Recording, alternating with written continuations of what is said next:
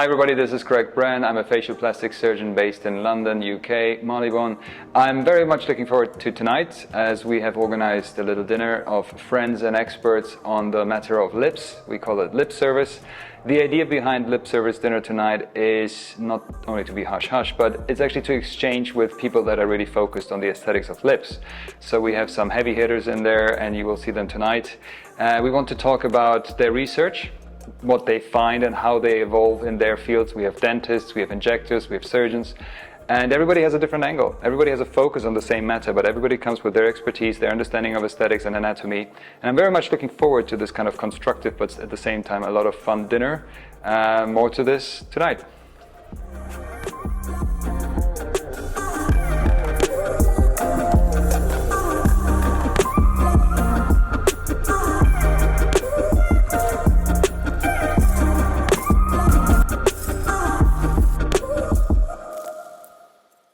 First and foremost, thank you very much for coming. It means a lot to me, and everybody looks fantastic, which is wonderful. So let me just turn on the music a little bit. I was on the Global Aesthetics meeting in Miami Beach, which is a wonderful place if you want to learn how to drink tequila. But the thing that struck me a lot was I was speaking to the big shots of plastic surgery, Guy Masry, Ben Talley, Dominic Bray from Tunbridge Wells, and we were just hanging at the pool and having a wonderful time. And the thing that struck me the most is there was no ego. We could talk about results, say what we liked or disliked, how you do things, how you struggle with things. I learned more at the pool than in the meeting. And I'm not talking about tequila. And this just gave me this perception that something is changing, and as you said rightfully, it's the exposure that we have through Instagram. You can see if your results are real or if they're faked, if you change lighting. Like, we see this stuff. Yeah. And you know who's the real deal and who's just pretending to be. I mean, anytime I see in the bio VIP surgeons, like, good for you, good for you. I don't even know what that is. Anyways, so that was the idea. And lip service, obviously, because there is this kind of narrative around lips. And my hope is that this is the beginning of something we can do once or twice a year. Maybe we expand. The idea is nobody should be shy. I'll hope that we can talk today about research we do, mistakes we have, how we understand things. You are a dentist, so you very much see different things than I do. And as you have with your recent paper about tubercules, teach us, each other, how to see things. Because as Goethe, who is a German writer and the equivalent to Shakespeare from Germany, you only see what you understand, and you only understand what you see. If you don't know what a pencil is, you don't know that it's a pencil. Once you've understood what a pencil is, you see different pencils everywhere, because you get it. And in a similar way, this is the philosophical background of this meeting. Now, to my left. 5 years ago, I decided to come to London, and little did I know from the city, about the city, and I went to this odd meeting in Olympia, and this struck me very hard as London is a different kind of vibe. And because I was convinced I will work hard and hustle hard and I'll be a success in a few weeks, I went to this business meeting, and yeah, it was like a smack in the face. London didn't welcome me, and I felt like I'm standing on Times Square with, I can make nice faces and nobody cares because there's a naked cowboy next to me.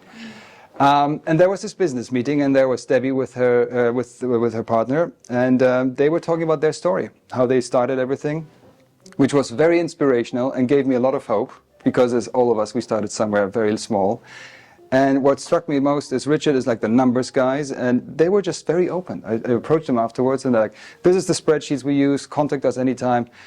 And in a very, very English silent way, they kept the spirit of me very high, that it's possible. And so I'm very grateful that we're still friends, even though I can be very offensive. And yeah, we're dear friends. Say hi to Richard, and thank you very much for coming, Debbie. Fabrizio, there is no dinner without an Italian. Not in Chelsea. Excuse me, now it's an official dinner. We have 2 Italians, okay? We're getting there. So I'm meeting you tonight for the very first time. We've had a little chat. Thank you very much for coming tonight. Thank you for being there. Oh, of course. It means a lot to me. Fabrizio is a cosmetic dentist. And with him, obviously, we will have a different angle on the conversations I'm hoping to have tonight. So thank you very much for that. I'm keeping it very short because I don't want to bullshit anybody. So, you know. Same for Don. Thank you so much for coming, Don. It was Stephen had the idea. Talk to Don. Tell us why you are here, apart from wearing a bow tie. Gee whiz, put in the spot. Well, I'm here, I'm with Steve for like nearly 2 decades now. Wow. And you're still, oh, I know it. Hang on. That's it. He said something about you guys were in training together. I know it. We had some fabulous. He was my house officer. Yeah. Which says a lot about him that you're still friends. If everything I know is wrong, it's all about Steve. Well, basically, Steve got me into aesthetics. Yes. And I think it's been a fantastic journey. What did you do before that? So I was doing orthopedic surgery. And actually, Wow. that's how I first used Botox. Yes. For cerebral palsy children. So this is the Royal London. And Steve was really doing aesthetics. And I was like, this is 2004. Yeah. I said, you know what? Here we go. I've done it. So for me, that destigmatized the whole toxin. Wow. Thing that everyone's talking about. So then I went and retrained as a general practitioner. Yeah. And then the rest is history. So I do a little bit of aesthetics.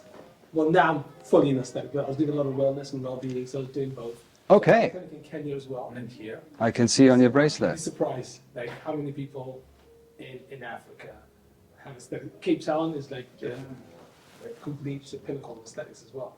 So I do both. In fact, I just come back from Kenya. Wow. Like 2 days ago. So now I'm focusing a lot. COVID made me focus a lot more here. Yeah. And then the lips. And one day when Steve said, look, because I stepped my photo, I think, of the lips, and I was like, why are you not posting? Because I was Instagram shy, so I didn't really post much. Right. Steve said, no, go for it, post. And so since then, a lot of people have been like, this is what we want, the natural. Yes. Lips and Yes. it's the study. So yeah, that's a snippet. Well, thank you very much for coming. And, as I said, it says a lot about you being his house officer that you are still friends. Bele, again, somebody I don't know. I'm just following instructions. Being in London and focusing on your work, you don't really know that many people, but it's, again, another way to network. From Belgium. I was in Belgium just a few weeks ago. Yeah. You asked me, what did I do in Belgium? Well, I was dissecting heads, so not that interesting. But tell us about you. I saw you online. Your online presence is very intimidating. Yeah, I'm originally from Belgium. I sort of trained as a plastic surgeon, predominantly in Belgium. My husband moved to the UK in 2010, and then I was obviously doing the long distance London-Belgium for many years. And then I was like, okay, something's sort of got to change at some stage. Either I sort of divorce this guy or I stay together with this guy. So then I did part of my senior registrarship, you call it here. Obviously we call it residency at Chelsea and Westminster. Qualified, obviously got into the, pretty much like yourself initially. I was obviously, because I came from Belgium, which is sort of smaller society, if that makes sense. I obviously was born and raised there, trained there. I knew everyone sort of knows each other. Yeah. And then I was sort of thrown into the sort of deep Ocean. pool. Yeah. In London, and I sort of slowly but surely obviously started to build my career. Yeah. And it's interesting that you mentioned sort of Instagram and sort of a social or an online web presence, because it's only ever since actually I also started to sort of post results and stuff, and because COVID happened and I couldn't do anything, Yes. I just started to build my online presence, and my practice has grown quite significantly. So yeah. Fantastic. Thank you very much for coming. Well, obviously we have some wonderful, talented camera people here, and everything that we create is for all of us. So, this is another way. My good side, it's this.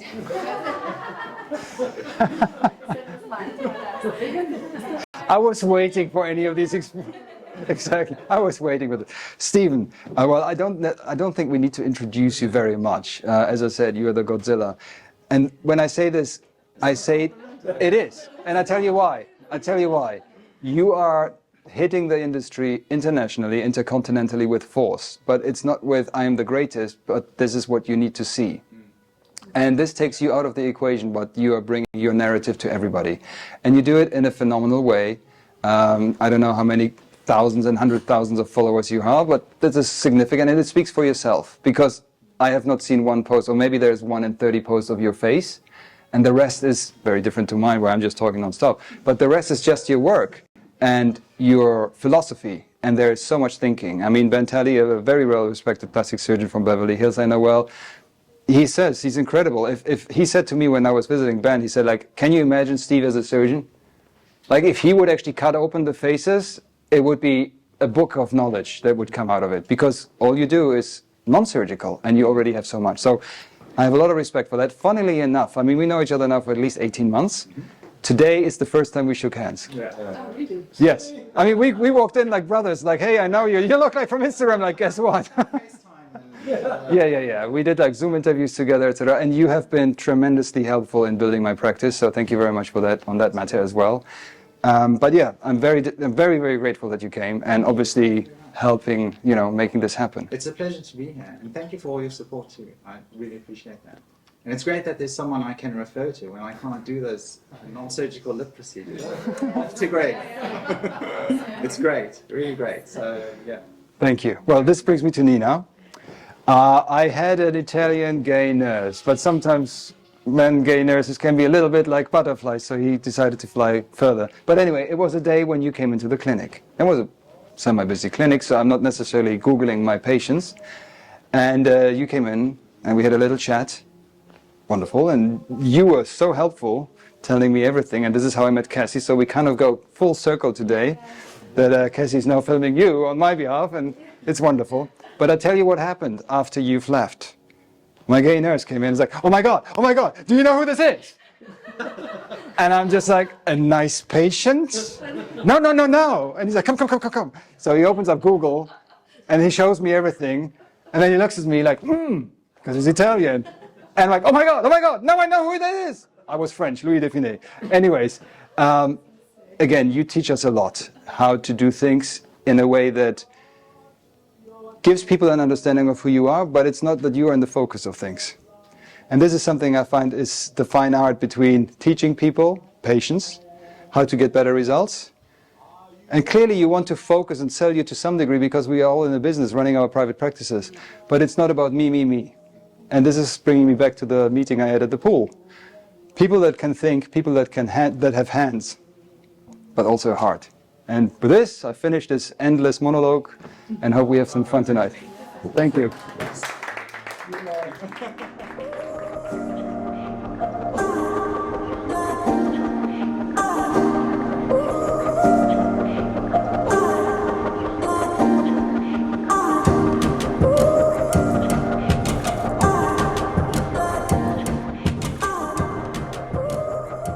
Yeah, agreed. I didn't realize this would be an interrogation. No, we're just filming. Don't worry about the light. Catch that side. I stopped dentistry in 2020, actually March, when the COVID hit. But for years, I've been doing injectables since 2011 as well, so quite a while. And I quickly realized that my passion was in aesthetics. I always loved beauty and fashion, and so I went into the cosmetic dentistry first. So I went as far as just doing veneers, and then but I never did full mouth rehab. It was just what was my passion. I think when you love something, you become good. Because I wasn't interested, I wasn't good at it. I can't work like this. Yeah. I want to go home and know that I've done the best for my patients. And in fact, I was probably one of the poorest national health dentists because I just want to do well for my patients, but I wasn't Selling. Yeah. putting the numbers to run the business, Yeah. But it doesn't matter, it's about what you believe. And for example, this is one of the reasons why I love the CMAC conference. Yeah. Because it's only composed of people that really have a passion for what they do, and they do research, and they look into things, and they discuss. Drug is the main issue, but you don't really go that close to it. Supraorbital? Do you do it in one session, or do you do several sessions? That's way too far away from. I do my entry point like a little bit to the side, and then I have another entry point like here, kind of right. What cannula do you use? 27 gauge, 38 millimeters. Do you do it in one session, or do you tell them to come? Usually you can have it done in one session. Okay. If they're particularly hollow, I'll do 2 sessions, because I'll never do 2 syringes in one go, Right. because it's just not predictable enough to do that. If a patient retains a lot of Edema-wise, water, yeah. or they're It's prone like to filler for the heaviness, lower eye. then all of a sudden, everything. That's what I was going to ask. Like, can you? They cannot beat edema. Let's go. Yeah, he's So Steve tried to get me out my shell, because for me, I was always like, I'll just not do anything on social. And then I started watching Gary Vee. Yeah. And he's just super loud New Yorker, Yeah, New yeah, yeah. Jersey, and his whole concept of document, don't create, is why I started doing like these just videos, because what Steve does, if you try and do, I mean, where you find the time to do your posts is just. You also write the most amazing Yes. topic. Thank you. How that is possible is just. It describes it really, Obviously, it must be really hyper well. efficient. It's the perfect length. It's interesting. It's not never boring. I was like, oh, I'm always very jealous of your caption. Thank you. What can I say? But when you told me your mother's an artist, and your mother's was she a painter or artist? Yeah. Yeah. So it's something in the genes. No, I agree. But also, I mean, I'm an introvert. I am a true introvert. Yeah. I used to be painfully shy. Everything was going against me. I used to have a horrific stutter. But then I still do Instagram as an introvert. Yeah. Like if I could choose, I would just hide in my house and not see anyone. But then I do what I feel comfortable, and I totally understand what you're saying. It took me years of working on myself to even speak at conferences, and I used to say no for years, but now I just do sometimes I'm like, oh, I know I should be vlogging or do I have stories on Tuesdays and Fridays, and I'm like, no, I just don't feel it, no, forget it. And with my friend like Dr. Yusra, she's an extrovert, Yeah, and she she's is, amazing, and she does it, but I think once I read, okay, that's her, that's my style, but I think you can still do it just to extent you're comfortable with, and Exactly. and I think people just. I think this is one of the nice things that you are yourself. Have to be. You don't try and be someone else. No. That's the good thing about it. The thing that I'm interested in with the beginning of the normalization clinic, and my understanding is he influenced you back when it came for, aesthetics. Is that correct? Yeah.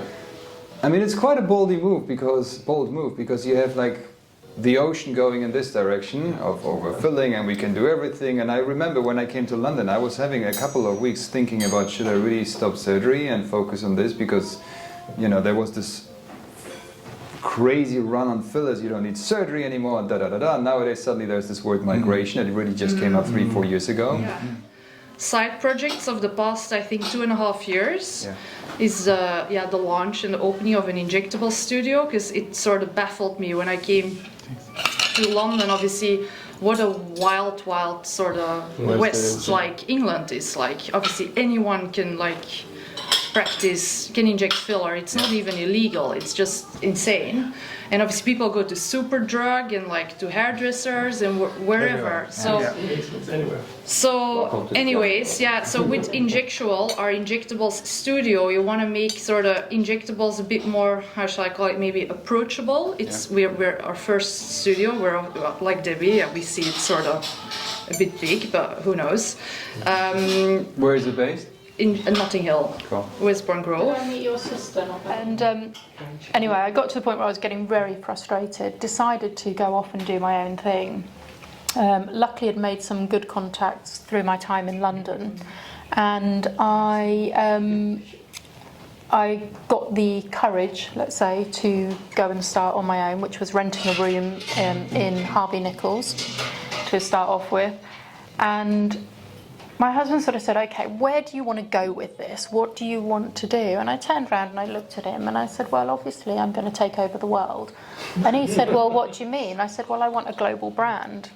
And he is my biggest supporter, but he's also incredibly realistic about it. At all. And also, I don't know what it's like in Germany, but for example, being from continental Europe, but in Belgium, you can't have any social presence. So all I ever learned was you can't even have your name on your sort of door if you open a practice. Really? Yeah, because your colleagues or people will report you, you can't promote anything, you can't sell, you can't, so then obviously I came to the UK, I'm like, okay, it's clearly a different environment here. Testing. You're natural. Does it have to be a certain distance? Yeah, okay. I'll hide it because that. Perfect. No, it becomes part of the job, it's about it's about integrating it into your practice and making it part of what you do, really.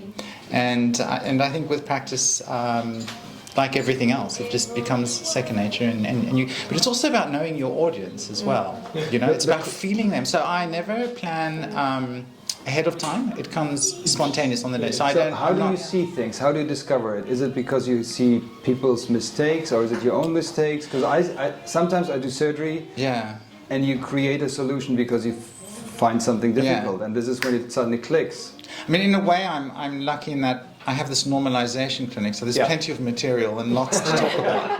I mean, because sadly, of course, but every day I'm seeing so many sort of botched jobs and things that need correcting, and so it becomes quite easy to sort of make a post, because I end up just sharing what I'm seeing with everyone. So when I'm seeing a patient, I'll always say, oh, is it okay to take a picture and share this on Instagram for teaching purposes, and we don't have to include your whole face? And usually they're, yes, absolutely.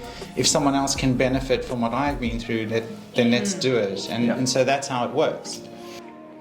This was so much fun. I enjoyed every guest that I had. I'm so delighted that they could come. Some people were not able to come. One was supposed to come from Scotland. I won't say who it is, because we will do this again. This is the first of the lip service series that I want to start.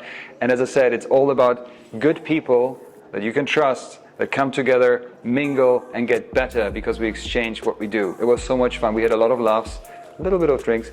And I think everyone came with great expectations. I hope these expectations were met. And I feel like I learned a ton, and I hope everybody else did as well. So lip service number 2 will take place.